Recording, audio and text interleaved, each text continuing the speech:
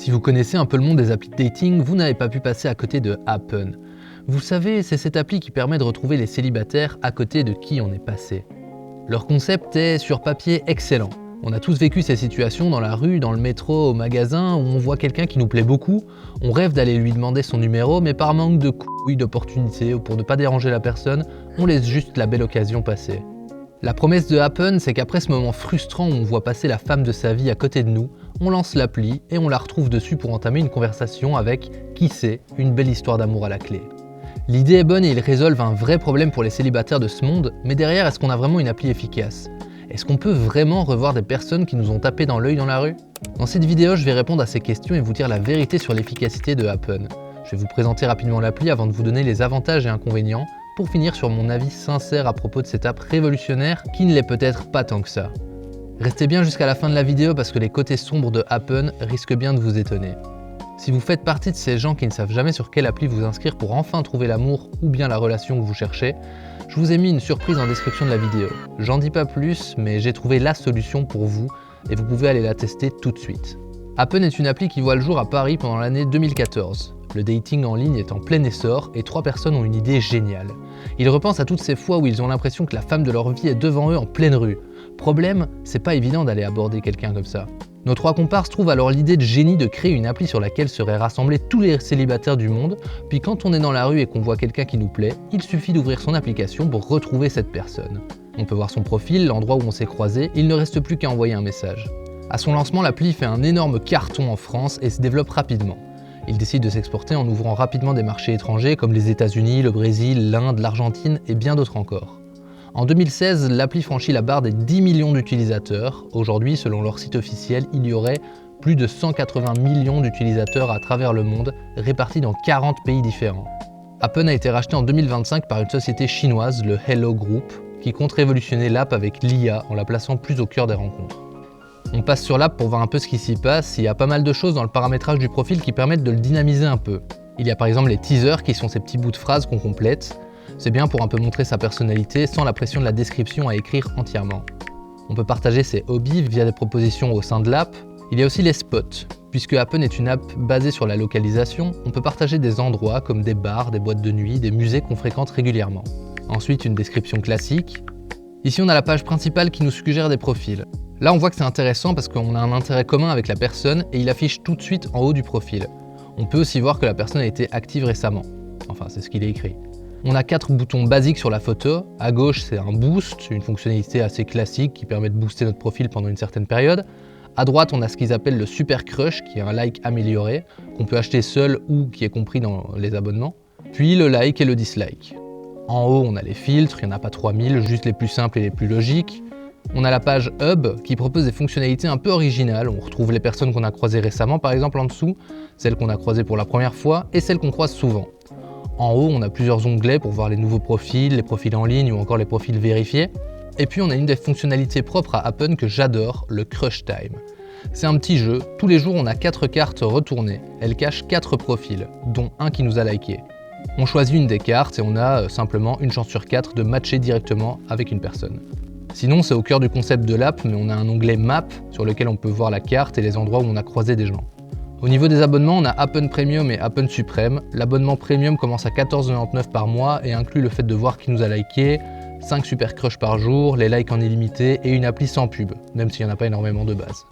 L'abonnement Suprême commence à 24,99 € par mois. Il offre les mêmes avantages que le Premium avec en plus 3 boosts par mois, les retours en arrière sur les profils qu'on aurait passés sans le vouloir, et notre profil qui est plus mis en avant naturellement. Je vais maintenant vous partager mes avantages et inconvénients personnels à propos de Happen, après avoir pas mal testé l'application. C'est une app que j'avais utilisée énormément il y a quelques années, elle faisait partie de mon top 5 des apps les plus utilisées. Puis par manque d'efficacité, j'avoue que je l'avais un peu délaissée et que je l'utilise plus activement. Pour la vidéo, j'ai retéléchargé Happen et je l'ai testé pendant plusieurs semaines, et voilà ce que j'ai observé. Je commence par les avantages. Premièrement, le concept. Beaucoup d'applis et de sites de rencontres se contentent de faire un nouveau Tinder avec un branding différent. Ici, Happen propose une appli originale et une idée vraiment top qui règle directement un problème que la plupart des gens ont déjà ressenti en se sentant impuissant face à quelqu'un qui nous plaît en public et qu'on voit disparaître à tout jamais. Deuxièmement, l'expérience utilisateur est bonne. On peut mettre pas mal de choses sur son profil pour aider les autres à nous cerner, il y a des petites fonctionnalités intéressantes. Troisièmement, et ils pallient à l'un de leurs problèmes principaux qui est le manque de confidentialité, en permettant aux gens de partager leurs lieux d'intérêt publics, des bars, des soirées auxquelles ils participent, plus que juste les retrouver quand on les a croisés. Et enfin, la fonctionnalité Crush Time que j'affectionne particulièrement, même si c'est qu'un petit détail. Je la trouve bien pensée, elle me fait toujours rire. C'est peut-être mon côté un peu addict aux jeux de hasard qui ressort. Faudrait que je surveille ça.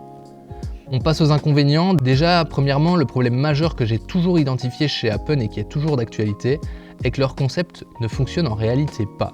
On ne retrouve jamais des gens qu'on a croisés. C'était évidemment un peu naïf de penser que comme par hasard, la personne qui nous tape dans l'œil est célibataire, que comme par hasard, elle utilise Happn, que comme par hasard, elle a activé sa localisation et que comme par hasard, on match avec quand on est sur l'app. Comme par hasard. Franchement, j'ai beaucoup utilisé l'appli et ça ne m'est tout simplement jamais arrivé. Dites-moi en commentaire si vous avez déjà vraiment retrouvé quelqu'un. Deuxième problème lié au concept, on voit des gens qu'on a croisés, mais en fait non. Je m'explique. Cette appli est basée sur la géolocalisation de notre téléphone. Le truc, c'est que quand on habite en ville, on peut voir sur l'app qu'on a croisé plein de gens alors qu'on est resté chez nous. Et c'est simplement parce qu'ils sont passés en bus dans la rue qui passe devant notre bâtiment ou dans le commerce d'à côté. Alors on peut y voir un côté positif, qui est que même si on croise pas vraiment la personne, c'est quelqu'un qui fréquente notre quartier. Mais bon, le concept de base est un peu cassé là.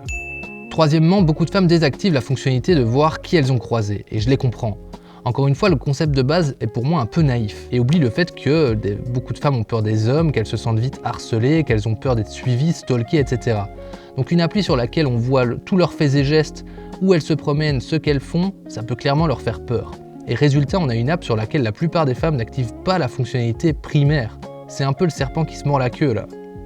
Ensuite, c'est étonnant parce que cette appli est apparemment fréquentée par des millions et des millions de personnes, mais j'ai toujours trouvé que l'appli était un peu déserte. Peut-être parce que j'ai habité dans des zones peu peuplées, mais c'était quand même jamais la diagonale du vide non plus. Je sais pas, dites-moi ceux qui habitent dans des grandes villes si vous avez constaté la même chose. Et enfin, ça peut être un inconvénient pour certains, mais Happn cible surtout des gens extravertis.